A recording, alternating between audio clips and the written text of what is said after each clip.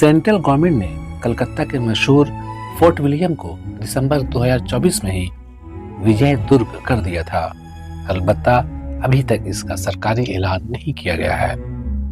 اس کے ساتھ fort William کے اندر واقع مشہور عمارت کچنر ہاؤس کا نام بدل کر مانک شاہ ہاؤس اور 100 دروازے سینٹ جارج گیٹ کا نام شیواجی گیٹ رکھ دیا گیا ہے۔ اس سلسلے میں defence public relation officer wing commander Himanshu Tiwari نے کہا کہ فیصلہ دسمبر کے مڈل میں ہو چکا تھا۔ فورٹ ولیم کے نام سے خط و کتابت بند کر دی گئی ہے اور اس کی جگہ پر نئے نام کا استعمال کیا جا رہا ہے۔ یہ دیکھا جا رہا ہے کہ گزشتہ چند برسوں میں بہت سے نام بدل دیے گئے ہیں۔ ان میں زیادہ تر وہ نام تھے جن کا تعلق مسلمان یا مسلم حکمرانوں سے تھا۔ ان میں قابل ذکر شہر الہ آباد کا نام 2018 میں پریاگ راج کر دیا گیا، جسے شہنشاہ اکبر نے بسایا تھا۔ اسی برس مغل سرائے کا نام پنڈت دین دیال اپادھیائے نگر رکھ دیا گیا۔ اس کے ساتھ فیض آباد کو بھی بدل کر ایودھیا کر دیا گیا۔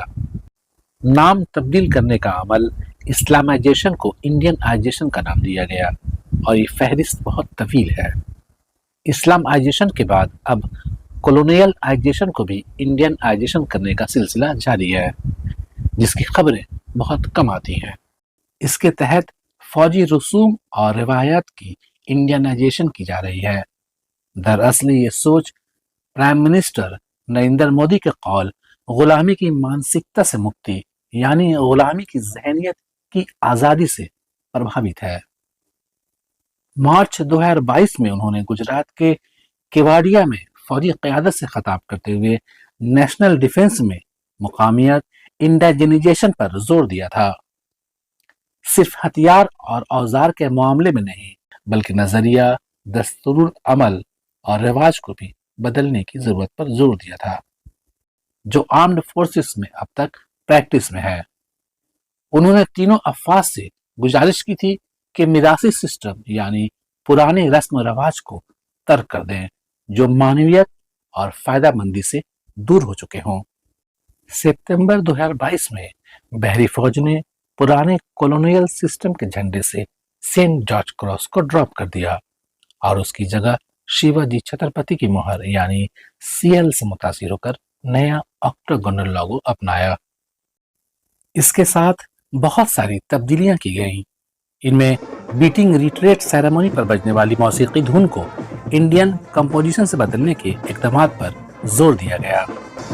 بہت سی تقریبی پریکٹس اور پہناوے پر نظر ثانی کی گئی۔ کلکتہ میں واقع فورٹ ولیم اسٹینڈ روڈ اور ریڈ روڈ کے درمیان سینڈوچ کی طرح واقع ہے۔ یہ جگہ آرمی کے انڈر میں آتی ہے، تاہم دیکھ بھال اور صاف صفائی کی ذمہ داری ریاستی حکومت کی ہے۔ یہ بتا دیں کہ کلکتہ میں پرانا فورٹ ولیم بھی تھا جو موجودہ GPO، کسٹم ہاؤس اور ایسٹرن ریلوے کی جگہ پر واقع تھا۔ یہ صرف قلعہ نہیں تھا بلکہ ایسٹ انڈیا کمپنی کا کارخانہ، افسران کی رہائش گاہ اور نواب سراج الدولہ کے خلاف سازشوں کا گڑھ بھی تھا۔ نواب نے اس کے پریزیڈنٹ راجر ڈریک کو کئی بار وارننگ بھی دی تھی کہ وہ صرف تاجر ہے اور خود کو اسی حیثیت تک محدود رکھیں، قلعہ بندی نہ کریں اور قلعہ کے سامنے جو خندق کھودی ہے اسے بھر دیں۔ انگریزوں نے اس کی باتوں پر توجہ نہیں دی۔ نواب سراج الدولہ کو غصہ آیا تو اس نے جون 1756 میں قلعہ پر حملہ کر دیا۔ کچھ انگریز دریائی راستے سے بھاگ گئے، کچھ گرفتار ہوئے۔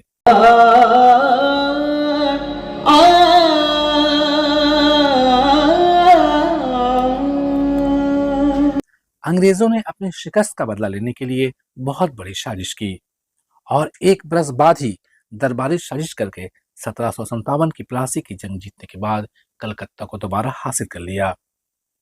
انگریزوں نے نواب کی توپوں کے گولوں سے تباہال پرانے قلعے کو چھوڑ دیا اور گوبند پور کو حاصل کر کے وہاں نئے قلعے کی تعمیر کی۔ قریب 5 میل کا رقبہ رکھنے والا یہ قلعہ 1773 میں مکمل ہوا۔ اس کی شکل ستارہ نما ہے۔ یہ دنیا کے بہترین قلعوں میں سے ایک ہے۔ Fort William king William III سے منسوب ہے۔ یہ انڈین آرمی موجودہ ایسٹرن کمانڈ کا ہیڈ کوارٹر ہے۔ اب اس کا نام بدل کر وجے درگ کر دیا گیا ہے۔ نیا نام مہاراشٹر میں واقع بہت پرانے قلعے سے لیا گیا ہے۔ قلعہ وجے درگ مہاراشٹر کے سندھ درگ ساحل پر آباد ہے، جو چھترپتی شیوا جی کی ماتحتی والی مراٹھی فوج کی ایک محفوظ بحری اڈہ کے طور پر استعمال ہوتا تھا۔ لفظ وجے سنسکرت ہے، جس کے معنی وکٹوریس یعنی لڑائی میں جیتا ہوا ہے۔ درگ بھی سنسکرت ہے، جس کے معنی قلعہ کے ہیں۔ درگ درگا سے لیا گیا ہے۔ ہندو عقیدے کے مطابق درگا دیوی طاقت اور حفاظت کو ریپرزینٹ کرتی ہے۔ اس قلعہ میں 8 دروازے ہیں۔ ان میں سے ایک کا نام سینٹ جارج گیٹ بھی تھا۔ اس دروازے کو قلی دروازہ بھی کہا جاتا تھا، کیونکہ اس کے ساؤتھ میں ہیسٹنگ نامی بستی تھی اور اس کا پرانا نام قلی بازار تھا۔ اب اس کا نام شیوا جی گیٹ رکھا گیا ہے۔ فورٹ ولیم اب وجے درگ میں بہت ساری پرانی اور تاریخی عمارتیں ہیں۔ ان میں سے ایک کچنر ہاؤس بھی ہے، جسے 1780 میں آفیسر کے کوارٹر کے لیے بنایا گیا تھا۔ 1902 سے 1909 کے درمیان جب یہاں لارڈ کچنر بحیثیت کمانڈر ان چیف رہنے لگے تو یہ بلڈنگ کچنر ہاؤس کہلانے لگی۔ اب اس کا نام مانک شاؤ ہاؤس رکھا گیا ہے۔ مانک شاؤ انڈین آرمی کے سابق چیف آف آرمی اسٹاف تھے۔ مانک شاؤ کا پورا نام سیم ہارمس جی فریم جی جمشید جی مانک شاؤ ہے، جو بنگلہ دیش لبریشن وار 1971 میں chief of the army staff تھے اور پہلے ہندوستانی تھے جنہیں فیلڈ مارشل کا درجہ ملا۔ حالانکہ ایسا پہلی بار نہیں ہوا ہے۔ اس سے قبل 9 اگست 1969 کو اسپلینڈ میں واقع آکٹرلونی مونومنٹ کا نام تبدیل کر کے شہید مینار کر دیا گیا تھا اور آج لوگ اسی نام سے جانتے ہیں۔ دانشوروں کی رائے ہے کہ تاریخی چیزوں کا نام تبدیل نہیں کیا جانا چاہیے۔ کلکتہ کو کولونیل ہونے پر فخر تو نہیں، لیکن یہ اب ہمارے ہیریٹیج کا حصہ ہے جس سے انکار نہیں کیا جا سکتا۔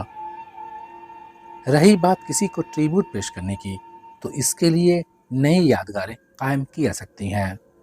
ہندوستانی زندہ قوم ہے، اپنے فریڈم فائٹر کو یاد رکھنے کے لیے خاص تعمیر تو کر ہی سکتی ہے۔ کسی دوسرے کی تعمیر کردہ عمارتوں کو اپنے نام کر لینا اچھا نہیں لگتا۔